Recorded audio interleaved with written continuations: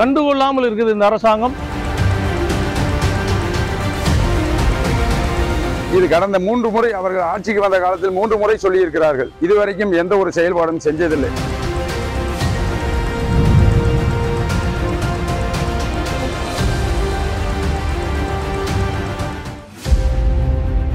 ஐம்பத்தி கிராம கால்வாய் திட்ட வாக்குறுதி என்னாச்சுன்னு கேட்டா, தேர்தலுக்கு தேர்தல் வாக்குறுதி கொடுக்கறதும் ஏமாத்தி ஓட்டு வாங்குறதும் திமுக காரங்களுக்கு சகஜம் தானேன்னு சொல்றாங்க அந்த கட்சிக்காரங்களே.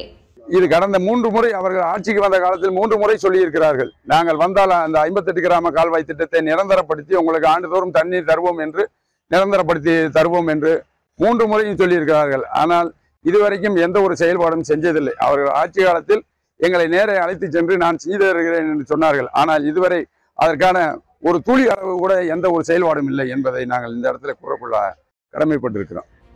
மதுரை மாவட்டம் உசிலம்பட்டி பகுதி விவசாயிகளோட பல ஆண்டு கால கோரிக்கையான 58 கிராம கால்வாய் திட்டம் அதிமுக ஆட்சி காலத்துல தொடங்கப்பட்டு செயல்பாட்டுக்கு வந்துச்சு. இந்த திட்டத்தின் மூலமா 110 கிராமங்களோட கண்மாய் கிணறுகள் பாசன நீர் பெறுது. இதனால இப்பகுதி நிலத்தடி நீர் மட்டமும் கணிசமா உயர்ந்து விவசாயிகள் பொதுமக்களுடைய தண்ணீர் தேவைகளை பூர்த்தி செஞ்சு வருது. மு.க. ஸ்டாலின் ஐயாவும் பார்த்து நேரடியாகவும் மனு கொடுத்துருக்கோம். இன்னும் அவரு இது மேல கண் வைக்கல, அவர் மனம் வரல. மற்ற சின்ன சின்ன விஷயங்கள்லாம் ஒத்து பார்க்குறவரு இந்த 3 மாவட்டத்துக்கான திட்டத்தை இது முழுமை அடைஞ்சா என்னன்னு அவரு பார்க்கலையா, இல்லை அவர் கவனத்துக்கு போலையான்னு தெரியல. சடச்சிவிட்டின்ற ஒரு பெரிய கிராமம், அதுக்கும் தண்ணீர் போகல. அவருக்கு கவனத்தை என்ன செலுத்தலையா என்னன்னு தெரியல. 33 கம்மாயிலுக்கும் தண்ணி போகணும், 316 கண்ணாடி தண்ணி வரணும். எங்களுக்கு வைகை டேம்ல தண்ணியை நிலைநிறுத்தி 316 கண்ணாடி தண்ணி இந்த பகுதியில் வாழ்வாயில கொடுக்கணும். உசிலம்பட்டி பகுதி மக்களோட கனவு திட்டமான 58 கிராம கால்வாய் திட்டத்துல ஆண்டுதோறும் நிரந்தரமா நீரை திறக்க அரசாணை பிறப்பிக்கணும்.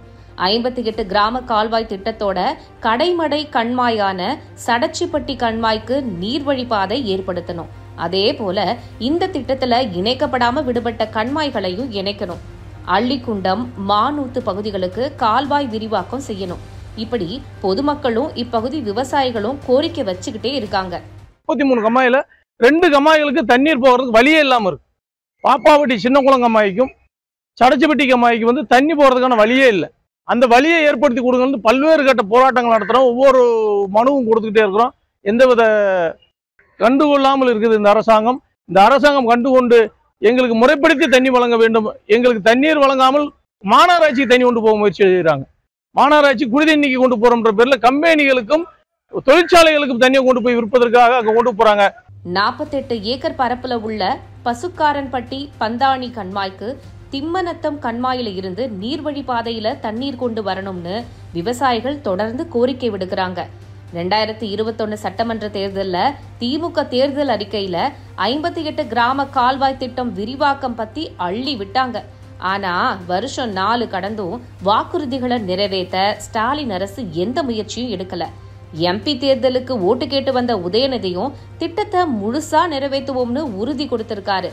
எதையுமே செய்யாம அடுத்த தேர்தலுக்கு எப்படி திமுக காரங்க ஓட்டு கேட்டு வருவாங்க பார்க்கலாம்னு உசிலம்பட்டி மக்களும் ஒரு முடிவோட தான் இருக்காங்க.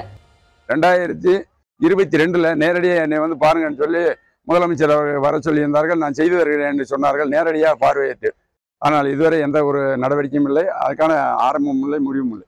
எங்களுக்கு 58 கிராம கால்வாய் திட்டத்திற்கு நிரந்தர அரசாணை கொடுத்து தண்ணீர் கொடுக்க வேண்டும். இல்லை என்றால் நாங்கள் போராடித்தான் பெற்றோம். அணையை போராடிப்பட்டுதான் திட்டத்தை பெற்றோம், போராடித்தான் தண்ணியை பெற்றோம், போராடித்தான் பணங்களை பெற்று நாங்கள் கட்டி முடிக்கப்பட்டது. அப்படிப்பட்ட போராட்டத்தை தான் தண்ணி வேணும்னா நாங்கள் போராடித்தான் தண்ணி பெறுவோம்ன்றது. நாங்கள் போராடி தண்ணி வாங்கிட்டு இருக்கோம். மீண்டும் இந்த ஆண்டு போராட விடாமல் தமிழக அரசு முன்னெச்சரிக்கை நடவடிக்கை எங்களுக்கு தண்ணீர் வழங்கணும் என்று கேட்டுக்கொள்கிறோம். விவசாயிகள் மேல அக்கறை உள்ள கட்சி, விவசாயம் பத்தி தெரிஞ்ச தலைவர் ஆட்சியில இருந்தா நல்லது நடக்கும்னு நம்புறாங்க விவசாய பெருங்குடி மக்கள்.